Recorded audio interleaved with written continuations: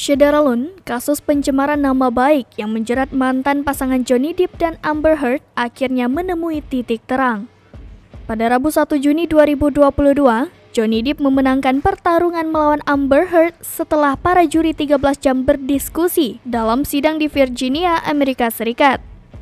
Dalam putusan juri, Heard bertanggung jawab atas pencemaran nama baik kepada Depp.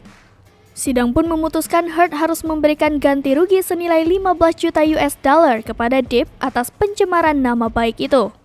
Pencemaran tersebut terjadi saat ia mengaku kepada Washington Post pada tahun 2018 karena mengalami kekerasan dalam rumah tangga atau KDRT.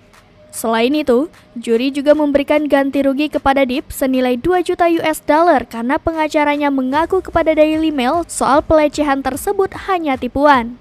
Mereka juga berterima kasih atas pertimbangan juri yang sangat hati-hati dalam memutuskan kasus ini.